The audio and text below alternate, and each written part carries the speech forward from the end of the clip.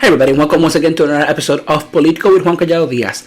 That's me, your host. And today we're going to be talking to expert, activist, organizer about things in the LGBT community that she is very familiar with because she is the current admin and, person who takes care of all the events relating the group in Cleveland called Hey Girl Hey. That is Michelle Mitchell, a dear friend of mine, an amazing person, an amazing organizer, and a great activist for the LGBTQIA plus community. So with that, Michelle, let me let you take over. Tell me a little bit about the work you do and what you do for the Cleveland community.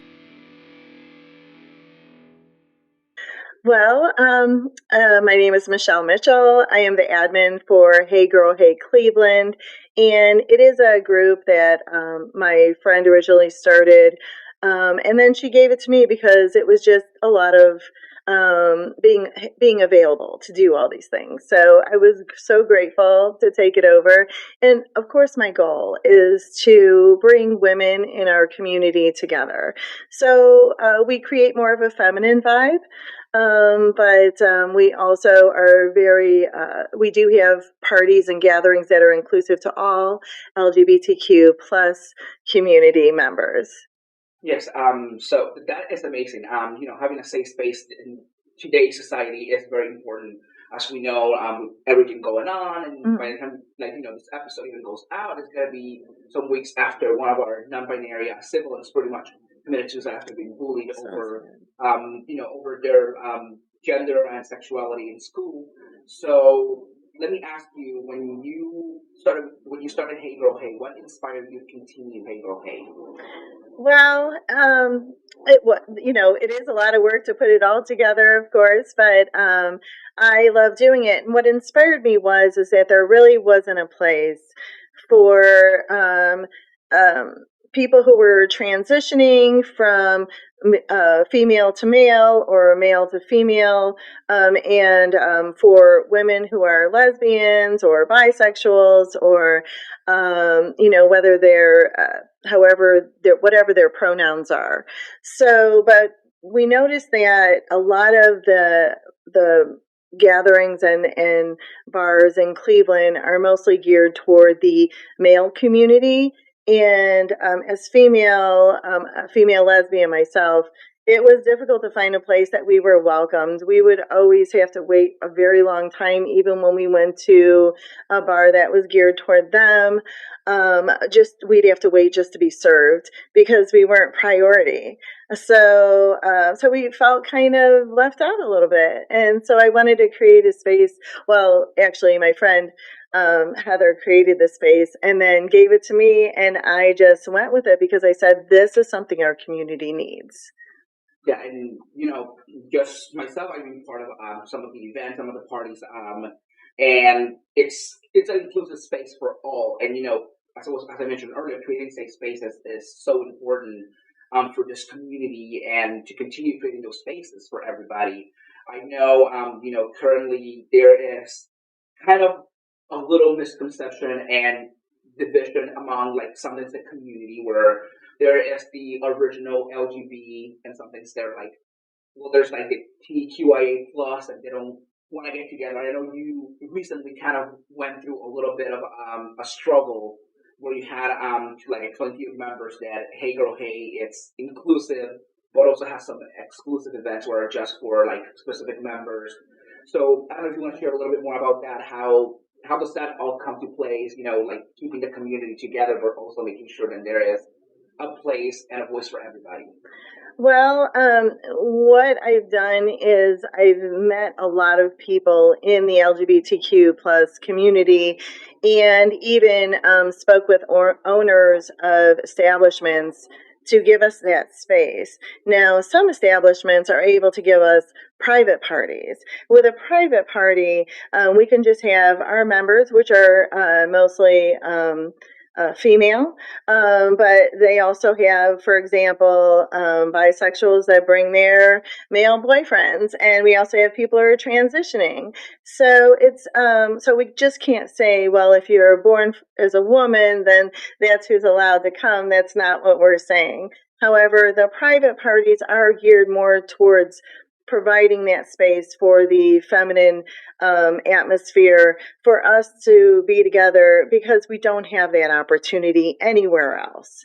Everything else is inclusive, and like I said, some are geared towards the male, but we do have places that we go to, such as Studio West 117. They have a wonderful LGBTQ plus establishment there. I'm friends with the owners, the managers, and the people that work there, and they're just fabulous. But when we go there, it is all inclusive.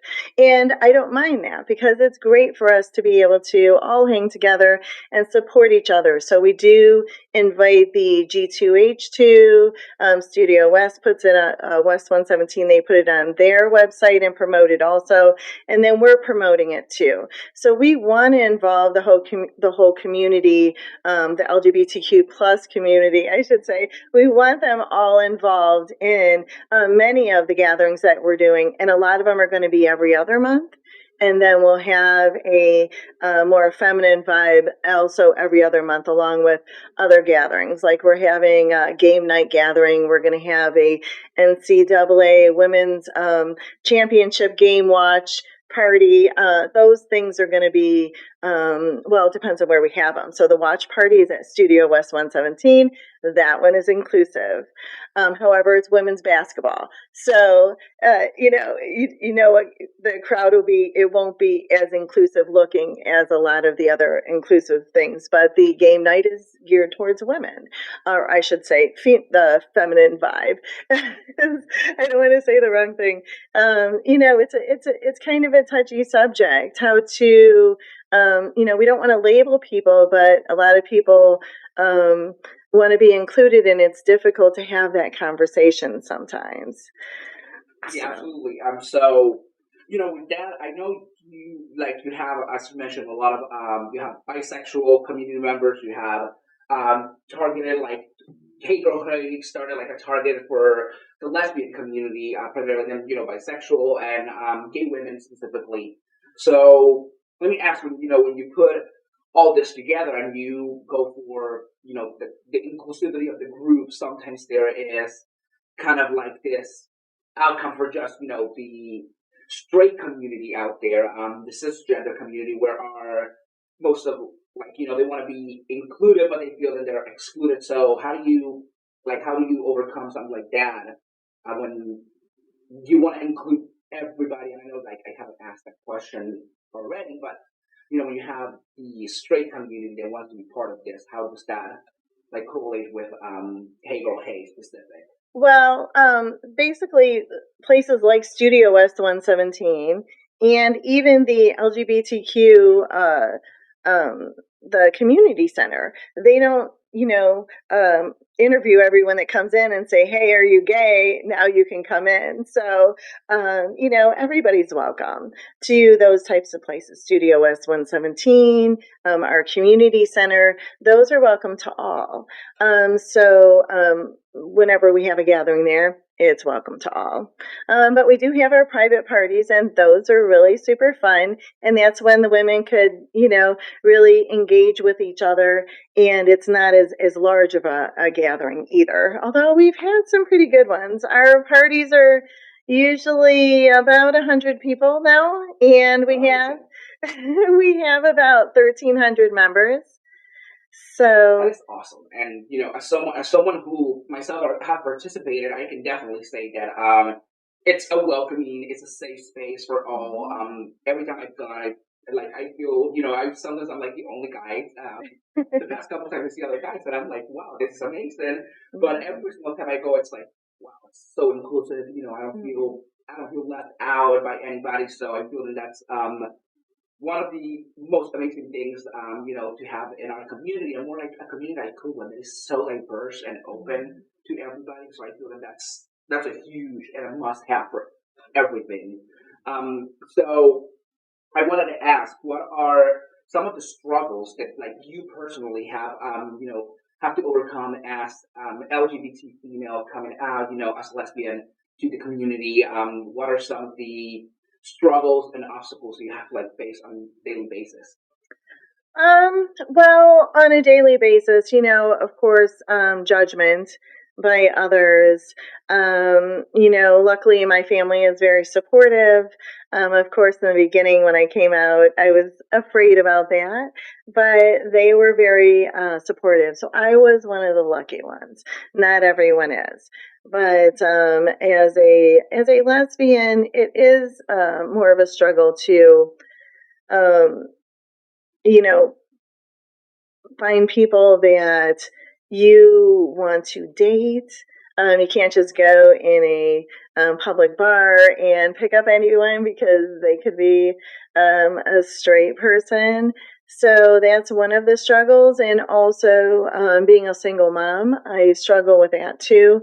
But as far as being a lesbian and being welcomed in the community, I've been very boisterous, and people have respected me and have heard me and my needs. So, and what we need as a community. So, as far as struggling, I'm one of the lucky ones. I really don't have that much of a struggle. But again, when I was growing up, I wasn't facing that. I didn't face that until 2010. So what's that? 23 or no, 14 years ago or something, right? Yeah, 14 years ago. Or no, 20 or 2001 actually. Okay, so it is 24. Yeah, so it has been a while. So when I was growing up, I didn't have to face the what a lot of people are struggling with now, all the way up until I was in my 20s, when I realized that, well, as a teenager, I really liked women, but I didn't pursue it because of back in the day, it wasn't acceptable. And so that was definitely a struggle looking back. I couldn't really be who I wanted to be and ended up in a horrible marriage, and, overcame that, and then looked into what I really wanted, which was to be with a woman. And that's where I felt more comfortable. That is amazing. I have actually heard from friends and other community members that was one of their struggles, like growing up, not being able to, like, growing up when it wasn't the norm. It wasn't like it wasn't there for the people, so they have to grow up with, like, just whatever was there, and most of them were just forced into the straight, like, TV relationship, where now it's like, be who you want to be open, and, like, be out. And I feel that I there's still people that still don't see this as the norm. And so let me ask you, as someone in the community, how do you feel, or, like, how do you give someone tips coming out to someone, coming out to their parents, to their friend, to the community as a whole? What are some tips do you think will help someone? Well, first of all, you got to have the guts to tell your parents. And that's the hardest part out of all of it, because you don't want to disappoint your parents, a lot of people, kids nowadays. So I would say that's one of the hardest things. And one suggestion I have is remember that your parents love you and are probably going to be more understanding than you think they will. And if you can just explain that to them in a way where, I've always felt this way, and I don't know if you've noticed it, but I'm happier around men or women, or whichever the case may be. And if they start explaining it in a way where to help them understand why they feel this way, and then also reiterate that you love them and you hope that they'll understand. That is really the best way, for a teenager. Now, of course, they may not be supportive right away. It's going to be shocking at first. They won't know what to say. It's not like you're telling them you're having a baby and they're overjoyed and they're going to hug you right away. They're going to be a little shocked. It's going to, make them step back and think, oh no, my child's going to be picked on, or this isn't our religious way, maybe, or it depends on what their situation is at home. So it could be many. It could take the parents some time to get adjusted. So I would let them know, don't expect an immediate, yay, we're so happy for you. It may not happen. It probably won't happen because it's going to be a shock. But after they get over the shock and they see how happy you are living your life that way, then, or that person, I mean, that they will be more supportive and more loving. Most decent parents would be, I would think. But again, I didn't go through that part, thankfully, but I know a lot of people who do. And most of the people who do that I know of, the parents are very supportive because the times have changed and it's not as forbidden as it used to be back in my day. So that part is good. Yeah, I think that's one of the biggest parts for everybody. And as a teenager, if you're coming out, like there's resources in, like, for example, Cleveland has the LGBT Community Center. Many other schools have GSAs. Colleges have GSAs, and I personally work through. Like when I was in high school, I started a GSA, and I had a great staff member who we both know, JJ, who fought to keep the GSA going. Right. Through college, I was part of the administrative group of the GSA and helped through. And that's one of the biggest things is having that support system, as you mentioned, but also having the guts to do it. Sometimes people think that just having the guts is like, oh my gosh, I'm just gonna throw it out there. And no, sometimes having the guts mean talking with someone before you share, or having like a support system, having a plan. And it may not be as easy as one might think, but it can definitely happen. And there's many resources to help people. That's one of the biggest things, just having that support group. So knowing your people for sure. All right. I think that's one of the best parts. So let me ask you, this past week, today is February 28th, actually, almost the end of the month. Wow. I wanted to ask you, so we saw in Oklahoma, one of the students, Next Benedict, they are non-binary, and I believe it was 3 classmates decided to bully them to the point where Next got suspended after they got beaten up by these girls in the school bathroom. And the school decided to suspend Next instead of suspending the 3 other students. The police refused to follow through with anything because it's what teenagers do when they fight in school, quote them. And then Next went home and ended up taking their own life. A situation like that, when right now we have bills, for example, like in Ohio, we have House Bill 68, I believe, which is trying to ban complete trans health care for any transgender individual, minor or adult. As a person in the community, in the LGBT community, as an activist yourself, what do you think are the best ways for us to fight and overcome things like this and make change in the community? Well, I've actually given this some really good thought, and I think our friend JJ actually would be a good example that can help because her and I are both full of so much fire and energy. I would love for someone like us or even us to put together some kind of program to go to schools and teach about why people are bullies, because it's not the normal person that is a bully. Usually a bully is someone who's getting bullied at home or for some other reason.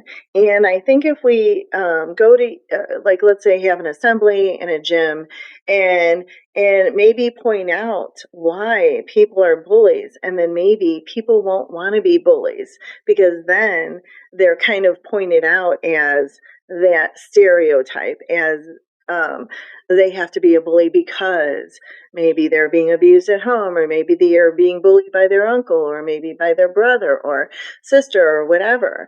And so if they're going around being the bully, in my opinion, then people could look at them more like with pity instead of as someone with strength. And so it's a thought, also giving people an example of how people feel so they can create empathy. Maybe show like a little film clip at the assembly to make people feel, make those students feel that empathy for that student now that wants to commit suicide. And maybe even show one clip, and just the thought of it gives me chills just now. And maybe another clip showing if he wasn't bullied, what type of person and what type of role he could have had in the community. Maybe he would have been a dentist. Maybe he would have been the president of a corporation that supports something that he very much believes in. So I think that children are not aware. And I think that a lot of them think that it's cool to be a bully, and it makes them show of strength, and kind of like some political figures that I would love to name right now. It reminds me of that person, and if people could just realize what type of people are doing this, I don't think there would be as many bullies if they were able to be pointed out as there's something wrong with them, not the person they're bullying. There's nothing wrong with the person that they're bullying. It's them.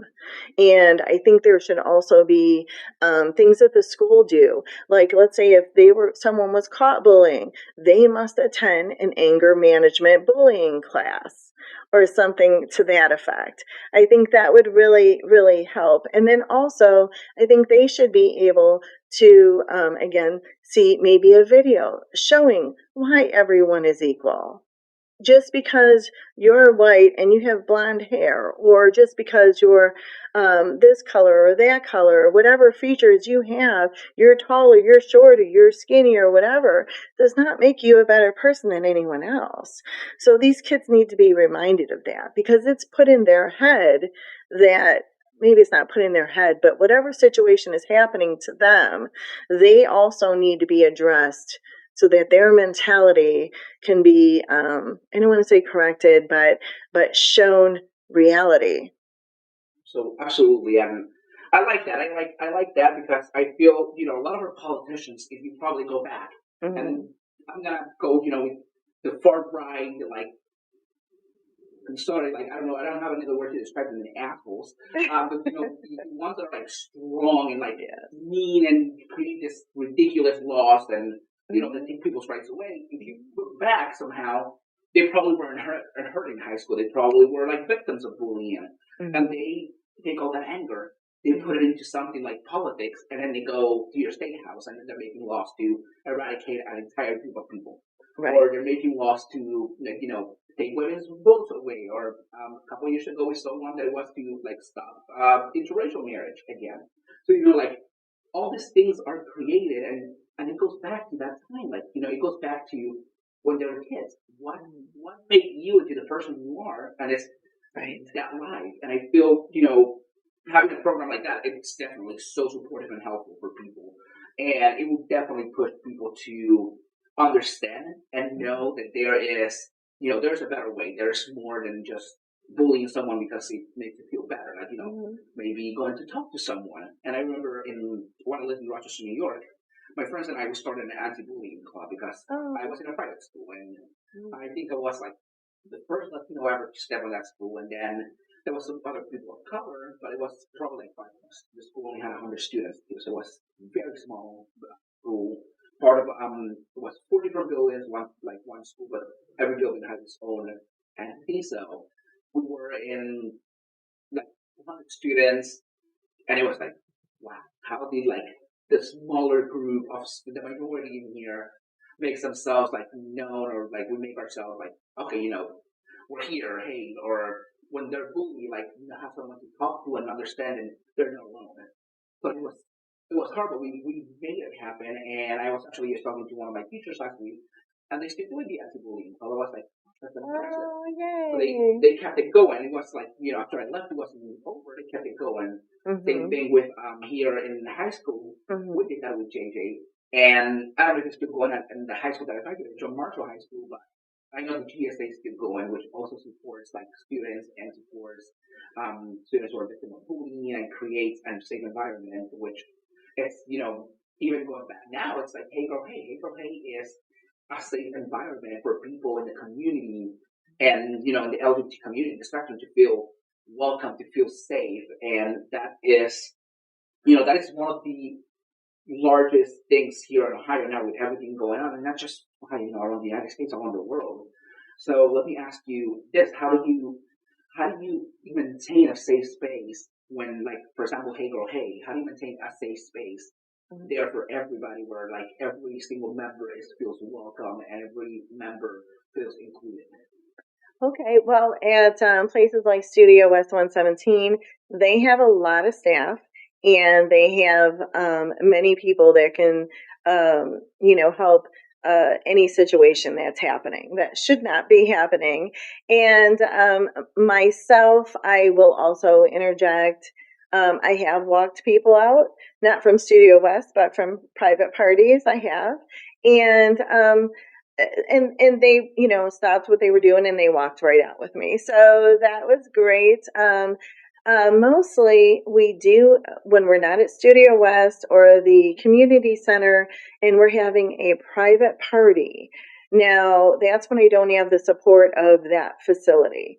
When we're having a private party, there is a banned list, and that list contains people who have been verbally or physically abused by other people in our community. They're not members, but they are part of the LGBTQ plus community here in Cleveland, Ohio, or in the surrounding areas. So I want to keep my people safe. I call them my rainbow peeps, and, and I want to keep all my peeps safe because they should be able to come and to our gatherings and feel safe and not have to worry about going in the bathroom and worrying that, that person that physically or verbally abusive follows them in there and, there's an altercation or something. So we do have a banned list for a reason. When I do list private parties, or private party on the party invitations, which are sent out through Facebook and through email. So if someone doesn't have Facebook, I do send emails out too. It will say private party on there. And then in that case, that's when the ban list is in effect 100%. And I will completely kick someone out. I have no fear in doing that. They're just so power. Yeah, I grew up in a rough neighborhood, so I have no fear at all. That's so amazing power, and that's when you don't want to have someone abusive or, like just verbally or even physical. It's the best way to do it. I feel that's an amazing way, to keep people safe and just keep every member and people that are there safe. And I love that. I love that sometimes it's hard because some people look at it and they go like, well, if I kick this person out, then I have to deal with like this other person and this other person. But, you made it clear that if you are like abusive in any way, you're going to be disrespectful, you're out. And I love that. I love that, it's either respect or you take the boot, and I love that. I feel that is a welcoming, like it's still welcoming to everybody because they know that they're gonna be safe and they're not gonna be judged, they're not gonna be attacked, and that is awesome and amazing. So let me ask you now, Hey Girl Hey specific. If someone wants to join Hey Girl Hey, how can they go about it? Well, they can ask to join, or another member can invite them, and then they just add them as a member. I do go through the list, and so I see everyone that's on there. When I invite people for a party, I click on invite every single one. There are people that I don't invite to all the parties because they shouldn't have been admitted in the first place to be a member. However, unless they give me a reason to get them off the list, then I'm not gonna, do away with them. On the list, I should say. However, when people do ask to join and another member does not bring them in, then they have to be approved through me. I do look at their profile to see if how long they've been on Facebook. Do they know anyone else in the group? Are they in the Cleveland area? Do they fit the criteria also to be a member? So and there are rules to be on Hey Girl Hey. We must be kind and generous. We're not allowed to talk anything political unless it is about the LGBTQ plus community. We're not allowed to talk religion unless there is an LGBTQ plus gathering at a religious place of worship. So we try to keep a lot of the unnecessary things on there. And so I do have, I will go through everything and make sure everything is approved. We try to gear everything that's posted towards either the feminine vibe, like maybe groups that are performing, like the Queen Bees. They post on there a lot. Mama's Black Sheep. They post on there too. So, but if it's something that has to do with, let's say, Superman, well, Superman really doesn't belong on our group page. So even though I love Superman, we would rather see Wonder Woman. They're reporting a new Superman movie in Cleveland. Oh, really? Yeah, it's coming sometime, like, I think it's like 2025, so I don't know, maybe we'll I love Superman. Yeah, being reported here. I was just reading, like, probably about an hour ago. I was like, that is so pretty cool. Yeah, that I love when they make movies here. Yeah. It's the best when you have a movie made in your city. Like, we have a great city. I know, and you can just like go take a photo. Like, I don't know, it's just cool. I might just go around and see what goes, and maybe get some selfies. I don't know, get a signature, like sure, or something from one of them. Any big actors? Yeah. I can't remember the name of like the guy who's playing Superman, but he's very well known. I can't remember his name, but he's like very well known.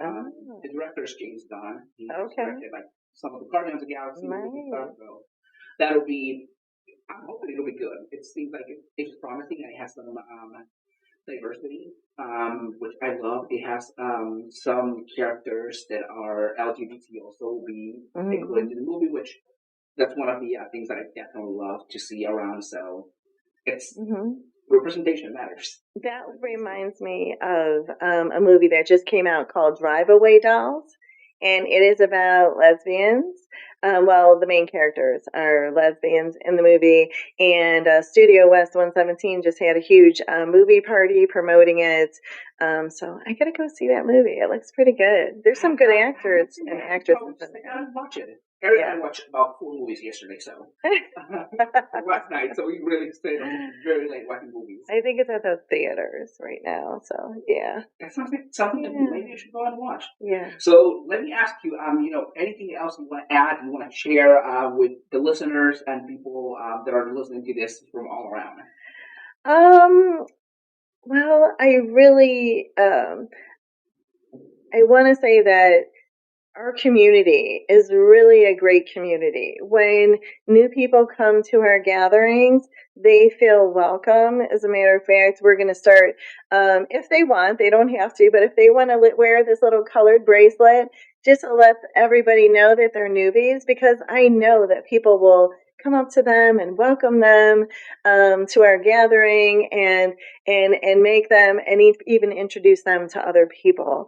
So we're working on making people feel more welcome and getting out of the house and come to a gathering and have some fun and line dance with us and have some great food and great service wherever we are. We always pick the best places. And so yeah, I'm hoping that like I said, we have over 1,300 members, so we welcome more members, and we welcome those people that haven't come to any of our gatherings. Come on out. You don't know what you're missing. Come out and meet your rainbow peeps. I know. I love that rainbow peeps. That is just amazing. And, it's welcoming, but also it shares, like, you don't have to be, like, just at home doing nothing, or, like, if you're bored, like, it's the perfect place to just go and spend, like, an amazing night. I'm gonna say, like, their Halloween party is always, like, amazing. Like, I don't think I have danced as hardcore as I dance in those parties, so I'm not sure. Yeah, like, so, if you're living in the Cleveland area, or if you're even just, like, traveling to Cleveland, look out for the Hey Girl Hey, and, find a good one of their parties, one of their events, and be around. You also every year march at the Pride Parade. Yes. So if anybody you're interested too, you can contact Michelle through the Hey Girl Hey page and be able to march at the Pride Parade with Hey Girl Hey. That would be wonderful. One of the biggest ones. I know, like, Cleveland Pride is huge every year. So yes, beautiful every year. And it's so fun to march in the parade, and always the night before. We have a pre-Pride party, and it's usually our biggest party of the year. We have our own DJ, we have lots of dancing, and it's going to be, again, at Trellis, which is the rooftop of Studio West 117. It's the only rooftop in Lakewood Rooftop Bar. Absolutely gorgeous. And everyone is included. So everyone is invited to this party. It will be on Friday night. I think that's May 31st, if I'm not mistaken. And our party starts at 6 p.m. But if they follow the page, our Facebook page, which is under Hey Girl Hey Cleveland, they can see all the parties. I post them, and there's lots of reminders going out all the time. I have to post another reminder again. Today we're having a private party on March 9th, so those who got invites, they know where that is. That is amazing. So thanks so much for joining me today. This was great, and I know a lot of people are going to love to hear this and have that, inspiration, and maybe, they maybe in their own town, in their own city, are going to start like their own Hey Girl Hey kind of like thing. I would love to support that. If someone would, because we do get a lot of people from Toledo, we get people from Ashtabula, we even get people from Canton come to our parties. So if someone in Canton wanted to start a Hey Girl Hey down there, we can do Hey Girl Hey Canton, and I would be fully supportive of that. That is amazing. So there you go. If you want to start your own Hey Girl Hey, just contact Michelle through the Hey Girl Hey Facebook. So thanks so much for joining me. You're welcome. Thanks for having me. Absolutely.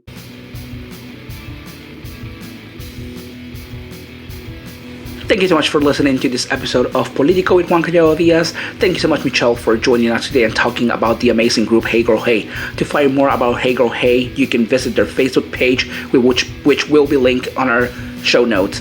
To learn more about Político, you can also go to our website at www.politicopod.com. And remember that this and all episodes of Político with Juan Collado Díaz are Spotify original from Anchor.fm and Chuck Norris approved. Right, Chuck? Chuck Norris approved.